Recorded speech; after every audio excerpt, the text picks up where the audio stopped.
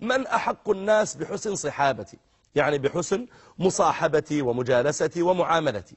فقال له عليه الصلاة والسلام أمك. قال ثم من؟ قال أمك. قال ثم من؟ قال ثم أمك.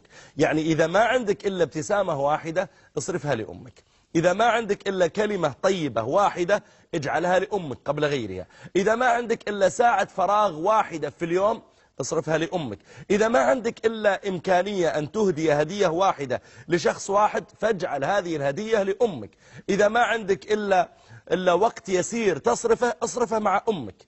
قال أمك ثم أمك ثم أمك ثم أبوك ثم أدناك فأدناك. فدل هذه ونحبه على أن بر الوالدين والإحسان إليهما وكثرة مجالستهما ومؤانستهما وصرف الوقت معهما وإشعار الوالدين بحقهما أن هذه من أعظم القربات التي يتقرب بها العبد إلى رب الأرض والسماوات. بل إنه أيها الأحبة الكرام بين النبي صلوات ربي وسلامه عليه أن العبد إذا أحسن إلى والديه كافأه الله تعالى في الدنيا قبل الآخرة بالأجر العظيم. يقول عليه الصلاة والسلام من أحب أن يبسط له في رزقه وينسأ له في أثره ماذا يفعل؟ فليصل رحمه. من أحب أن يبسط له في رزقه يعني يوسع له رزقه، بدل ما تكون تجارة مثلا 5% أرباحها تتحول إلى 10 أو أكثر، بدل ما يكون مثلا راتبه الذي يستلمه ربما يصرف في أول 10 أيام من الشهر هذه سيارة خربت وهذا ولد مرض فاضطر إلى علاجه وهذا ثوب اشتراه بمال كثير ثم تمزق فجأة، فبدل ما يكون رزقه هكذا يعني قليلا وربما يصرف في أشياء لا يدري كيف تذهب وكيف تهجم عليه يبارك له فيه. فالثوب يستعمله كثيرا والولد لا يمرض والسيارة يبارك فيها. قال من أحب أن يبسط له في رزقه وينسأ له في أثره ماذا يفعل؟ ينسأ له في أثره يعني يطول عمره. قال فليصل رحمه، ليصل رحم أمه ورحم أبيه ويكون بينه وبينهم نوع من الود والتراحم والتلطف. لذلك أيها الأفاضل سبحان الله لا أنسى يعني أذكر أن أحد طلابي ولعلي أتحفكم بها قبل أن نبدأ في استقبال اتصالاتكم، هذا أحد طلابي في الجامعة توفي أبوه وهو ينفق على أمه وأخته في البيت، ينفق عليهما من مكافأة الجامعة وشيء يسير لكن يعني أموره تمشي معهما. فتزوج وسكنت أمه وأخته معه وكان شديد البر بأمه وشديد التلطف معها وجميل التعامل.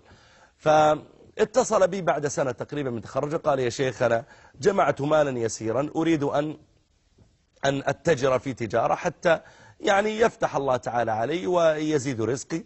قلت والله يا ابني أنا لست مستشارا اقتصاديا، يعني لعلك أن تتصل على من عنده معرفة بأنواع التجارة وتستشيره.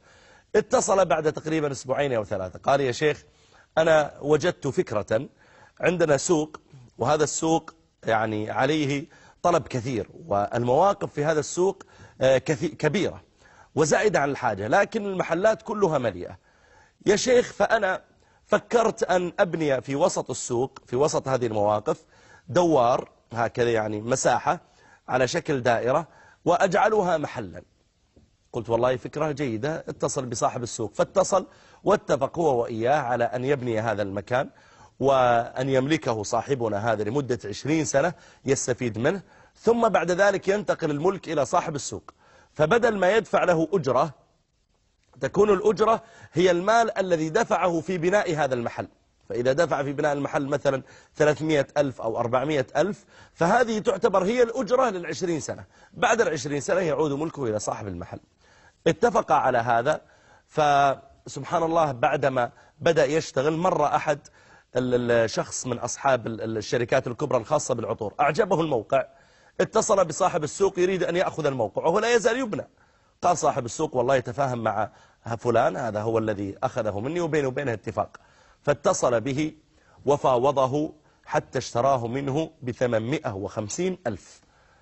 لاحظ 850,000 درهم، يعني هو لم يصرف فيه إلى الآن لقرابة 10,000 حفر وشوية حديد وباعه 850,000. اشترى منزلا واشترى سيارة. فسبحان الله اتصل بي يبشرني، قلت والله يا فلان أنا أدرسك في الكلية سابقا حتى تخرجت، لا أذكر أنك خبير ولا أذكر أنك شديد الذكاء أو قوي التعامل مع الناس بحيث أنك اكتسبتها بتعاملك، لا أظنك وصلت إلى ذلك إلا بقوله عليه الصلاة والسلام: من أحب أن يبسط له في رزقه وينسأ له في أثره فليصل رحمه. أسأل